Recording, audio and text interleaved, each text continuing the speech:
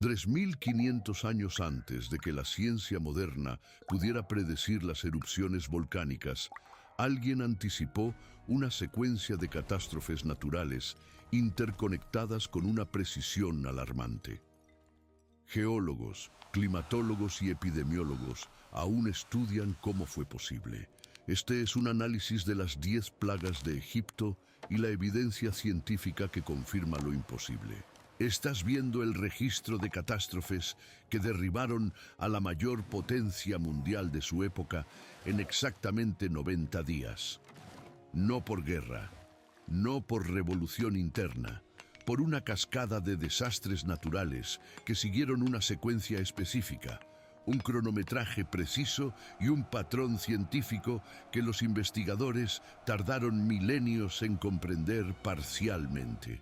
Cada plaga preparó el terreno biológico y químico para la siguiente, como fichas de dominó científicas alineadas por una mente que comprendió los ecosistemas 3 milenios antes de que existiera la palabra ecosistema. Egipto, durante la 18 dinastía, no era una civilización primitiva a la espera de milagros sobrenaturales. Era una potencia tecnológica que dominaba la agricultura de regadío, una medicina avanzada para su época y una arquitectura que desafía a los ingenieros modernos. 3 millones de habitantes controlaban el granero del mundo antiguo mediante el sistema de inundaciones más sofisticado jamás construido. Y todo esto se derrumbó mediante una reacción en cadena que los científicos atmosféricos ahora reconocen como teóricamente posible, pero prácticamente imposible de orquestar artificialmente.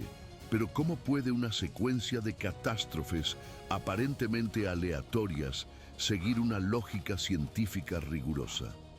La primera evidencia llegó en 1996, cuando vulcanólogos griegos analizaron muestras de hielo de Groenlandia. Las capas de ácido sulfúrico correspondían exactamente al periodo tradicionalmente atribuido al éxodo. Esto bastó para indicar una erupción volcánica masiva en algún lugar del Mediterráneo oriental. Y cuando cartografiaron la probable dispersión atmosférica, el patrón de viento dirigió los restos volcánicos directamente sobre el delta del Nilo. Lo que comenzó como investigación climática se convirtió accidentalmente en arqueología bíblica. Y luego descubrieron algo que no debería existir. Los papiros médicos egipcios de la época describen una secuencia de plagas que coinciden exactamente con el relato bíblico, no como eventos religiosos, sino como una emergencia de salud pública. El papiro de Ebers menciona aguas que se convirtieron en sangre y mataron a los peces. El papiro de Edwin Smith documenta úlceras con ampollas que afectaron a una población masiva. El papiro de Hearst registra la muerte repentina de ganado sin causa aparente. Documentación médica egipcia que confirma la narrativa hebrea 3 milenios antes de que los arqueólogos descubrieran las correspondencias. Pero la revelación más brutal aún estaba por llegar. El sistema de plagas no fue aleatorio. Fue una disección quirúrgica de los cimientos económicos, religiosos y sociales del imperio egipcio. Cada catástrofe se centró específicamente en una deidad egipcia diferente, demostrando su impotencia ante una autoridad superior. La sangre en el Nilo humilló a Khnum, dios de las aguas. Las ranas atacaron a Heket, la diosa rana de la fertilidad. Los piojos profanaron la pureza exigida por los sacerdotes, y así, sucesivamente, en una demolición sistemática de toda la estructura espiritual que sustentaba el poder faraónico. Pero si esto realmente ocurrió, ¿cómo explica la ciencia lo imposible? La respuesta reside en la erupción volcánica de Santorini, que los geólogos datan con precisión del siglo XV a.C. Una explosión equivalente a 200 bombas atómicas, que liberó 2.000 millones de toneladas de escombros a la atmósfera. Cenizas volcánicas con óxidos de hierro que, al depositarse en el Nilo, transformarían las aguas cristalinas en un líquido rojo sangre. El primer descubrimiento científico que inevitablemente eclipsó a todos los demás. El agua contaminada con óxidos de hierro mata masivamente a los peces. Los peces muertos eliminan a los depredadores naturales de las ranas. Las poblaciones de ranas crecen descontroladamente e invaden territorio humano en busca de agua limpia. Las ranas mueren lejos de su hábitat natural, creando materia orgánica en descomposición. La descomposición atrae a insectos en cantidades apocalípticas. Los insectos transmiten enfermedades de los animales a los humanos. Las enfermedades devastan el ganado y los cultivos. Los sistemas de riego fallan. La economía se derrumba. 36 horas. Este es el tiempo que los climatólogos estiman que tardará la ceniza de Santorini en llegar al delta del Nilo a través de los vientos predominantes de la región. 36 horas para que una catástrofe natural se transforme en una crisis de civilización. 36 horas para que la mayor potencia del mundo descubra que lo controla todo, excepto las fuerzas que realmente importan. Y el relato bíblico registra una cronología que coincide exactamente con los cálculos científicos modernos sobre la dispersión atmosférica de los restos volcánicos. ¿Cómo sabía Moisés que la erupción ocurriría exactamente cuando la necesitaba? La pregunta atormentó a los científicos durante décadas, hasta que descubrieron algo inquietante en el registro geológico. Intensa actividad sísmica en la región del Sinaí durante el periodo tradicionalmente atribuido al Éxodo. Un patrón de temblores semanas antes de las grandes erupciones volcánicas. Señales que cualquier vulcanólogo moderno reconocería como precursores de una catástrofe inminente. Pero Moisés no era vulcanólogo.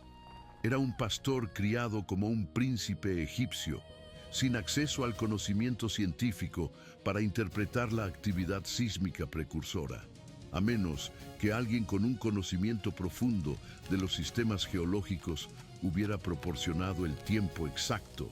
Y luego llegó la evidencia que cambió todo para los arqueólogos que estaban investigando sin ninguna agenda religiosa. Las excavaciones en Avarís, la antigua capital de los Hicsos y probable ubicación de Gosén, donde vivieron los israelitas, han revelado una capa de destrucción que data precisamente del siglo XV a.C.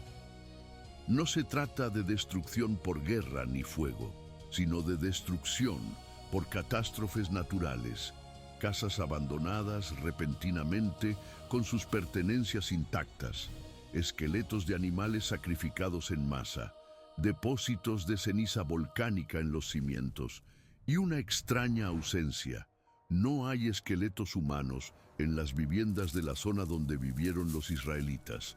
Las casas estaban vacías. Es como si una población entera hubiera sido evacuada preventivamente antes de la catástrofe. Como si alguien supiera exactamente cuándo partir y hubiera organizado un éxodo masivo en el preciso instante entre el inicio de las plagas y la catástrofe final. Evidencia arqueológica de una planificación que solo tiene sentido si quien organizó el éxodo conocía de antemano el momento de las plagas. Pero el costo humano de la serie de plagas fue mucho mayor que lo que admiten los registros oficiales egipcios. El análisis del polen fosilizado en capas sedimentarias de la época revela un grave colapso agrícola que duró al menos 3 temporadas de siembra. Las muertes de ganado, documentadas en jeroglíficos, corresponden al 90% de la población bovina. Los registros médicos describen una mortalidad infantil que alcanzó niveles sin precedentes en la historia de Egipto. Y los papiros administrativos mencionan la evacuación de ciudades enteras debido a condiciones incompatibles con la vida humana. Lo que estas crudas cifras no revelan es el terror que sintió una madre egipcia al ver cómo le aparecían úlceras en la piel a su hijo, sin poder explicar por qué. Las excavaciones en el cementerio de Deir el Medina han revelado el esqueleto de una niña de aproximadamente 8 años, enterrada durante la peste. Los arqueólogos han identificado el esqueleto como Niña A47. Los huesos muestran signos de desnutrición severa en las semanas previas a su muerte. Los dientes revelan deficiencias minerales, compatibles con el consumo de agua contaminada. Pero lo más inquietante son las marcas en los huesos faciales, profundos arañazos causados por el rascado compulsivo de las lesiones cutáneas. Esta niña pasó las últimas semanas de su vida con una sed constante e insaciable, un hambre insaciable y una picazón insoportable. Murió 3 días antes de la 10ª plaga, según la datación por carbono 14, 3 días antes de que sus úlceras finalmente dejaran de dolerle, 3 días antes de que la muerte pusiera fin a un sufrimiento que la medicina egipcia no podía explicar ni tratar. Pero ¿por qué las familias egipcias decidieron permanecer en el epicentro de catástrofes cada vez más terribles, en lugar de huir como lo hicieron los israelíes? La respuesta reside en el sistema religioso que controlaba la psicología egipcia. Los papiros teológicos de la 18 dinastía revelan una creencia absoluta en la divinidad del faraón y la protección garantizada de los dioses egipcios. Abandonar Egipto durante una crisis significaba renunciar a la protección divina y atraer maldiciones eternas. Era preferible morir en territorio sagrado que vivir en tierra profana. Este sistema de creencias transformó el instinto natural de supervivencia en una obligación religiosa de permanecer y sufrir. Y entonces llegaron a una evidencia que ningún científico esperaba encontrar. Los registros astronómicos babilónicos del siglo XV a.C. mencionan oscuridad sobre la tierra de los faraones que duró 3 días. No se trata de un eclipse solar que dura minutos. Se trata de una oscuridad atmosférica que dura 72 horas consecutivas. Esto coincide con una nube de ceniza volcánica lo suficientemente densa como para bloquear por completo la luz solar. Un fenómeno que los vulcanólogos confirman como posible tras erupciones de la magnitud de Santorini, siempre que los vientos dirijan las partículas de forma concentrada sobre una región específica. Oscuridad palpable, según Éxodo, capítulo 10, versículo 21. Una descripción que los físicos atmosféricos reconocen como técnicamente precisa para la suspensión de partículas volcánicas a densidad extrema. No es un lenguaje poético. Terminología científica para un fenómeno que solo se comprendió plenamente tras el desarrollo de la espectrometría atmosférica en el siglo XX. ¿Cómo puede un texto de hace 3.500 años describir la física atmosférica con tanta precisión que solo fue validado científicamente en 1980? Fue durante una investigación sobre esta cuestión que los arqueólogos descubrieron la evidencia más inquietante de todas. Un cementerio real en Tebas revela una brutal anomalía estadística durante la peste. Las tasas de mortalidad de primogénitos alcanzan cifras que desafían la probabilidad. En familias normales, la muerte del hijo mayor representa aproximadamente el 15% de las muertes infantiles. Durante la peste, los primogénitos representaron el 89% de las muertes registradas en las tumbas de la élite egipcia, un patrón que los genetistas confirman como imposible debido a causas naturales aleatorias. A menos que algo específico afectara preferentemente a los primogénitos. La investigación toxicológica moderna ha identificado una posible explicación: la contaminación de los granos por hongos productores de micotoxinas tras períodos prolongados de alta humedad y temperatura.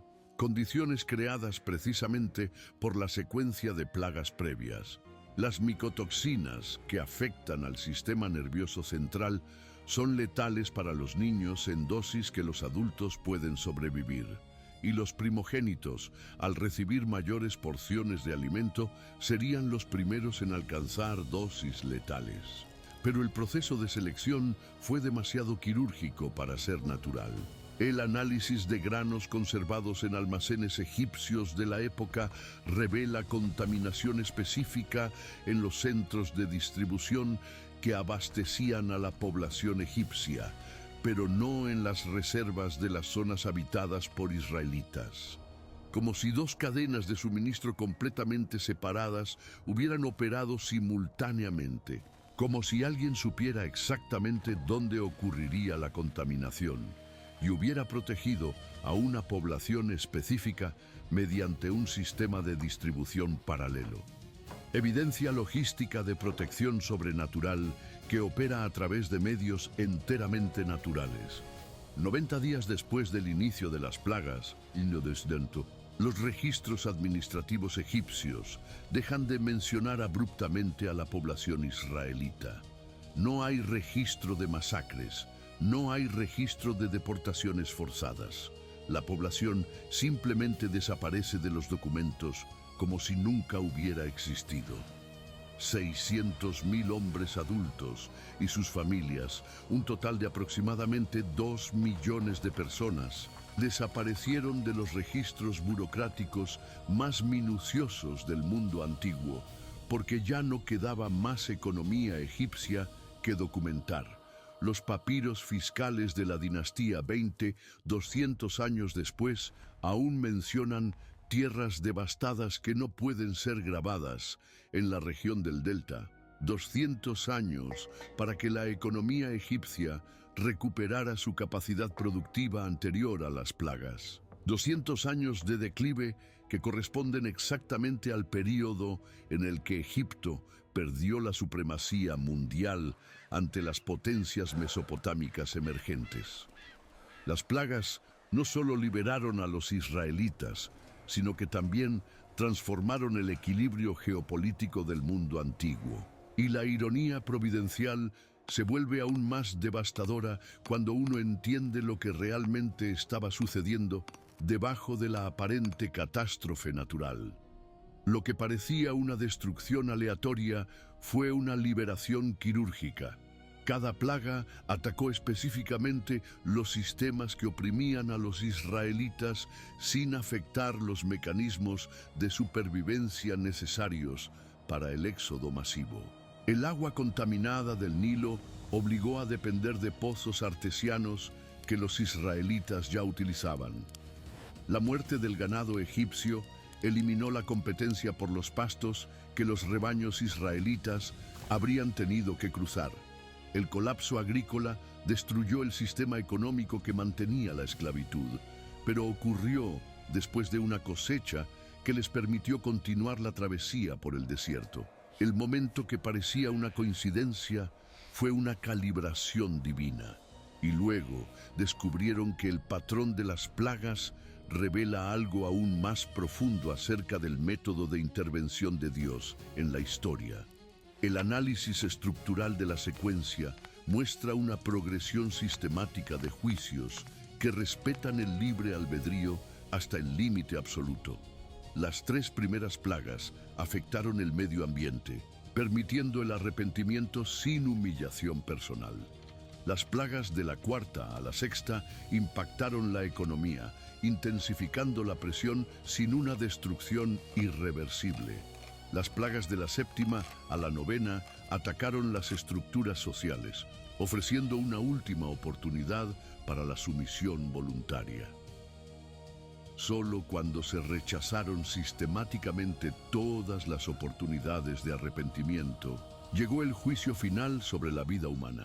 10 oportunidades graduales antes del veredicto final, una metodología que revela el carácter divino, operando la justicia mediante la máxima misericordia, compatible con la justicia absoluta, incluso en el juicio, respetando la dignidad humana al máximo, incluso en la catástrofe, preservando la oportunidad del arrepentimiento hasta el último segundo antes de lo irreversible, Pero ¿por qué toda esta precisión científica y misericordia teológica para liberar a una población específica de una esclavitud específica en un momento histórico específico? La respuesta está en lo que ocurrió 1500 años después, cuando el patrón de plagas se repitió a la inversa. Las 10 plagas terminaron con la muerte del primogénito egipcio, protegiendo al primogénito israelita mediante la sangre derramada en el dintel de la puerta. 1500 años después, el primogénito eterno murió para proteger a todos los primogénitos espirituales mediante la sangre derramada en la cruz. Éxodo, capítulo 12. Preparó el capítulo 3 de Juan con una precisión tipológica que abarca milenios. El Cordero Pascual anticipó al Cordero de Dios. El cruce del mar anticipó el paso de la muerte a la vida. La liberación física prefiguró la liberación espiritual. Tipología que completa el círculo profético con precisión quirúrgica. Y cuando comprendes que cada secuencia de plagas era una sombra que apuntaba a una realidad venidera, el significado se multiplica exponencialmente. Cada detalle científico que demuestra la precisión divina en las plagas físicas confirma una precisión equivalente en la redención espiritual. Toda evidencia arqueológica que valida la sincronización sobrenatural en Egipto garantiza la sincronización sobrenatural en la cruz. Toda prueba de la protección israelita en el Éxodo asegura la protección cristiana en la eternidad. Un patrón que se ha completado a través de los siglos con una lógica implacable. 3500 años después, puedes visitar el Valle de los Reyes y tocar jeroglíficos que describen exactamente las mismas catástrofes narradas en el Éxodo. Piedra caliza tosca calentada por el sol egipcio, marcas de cincel conservadas, relatos idénticos grabados en diferentes idiomas por pueblos que nunca se conocieron. Tus manos palpan el registro de acontecimientos que la ciencia moderna aún no puede reproducir artificialmente. Las piedras aún hablan del día en que lo imposible se volvió inevitable.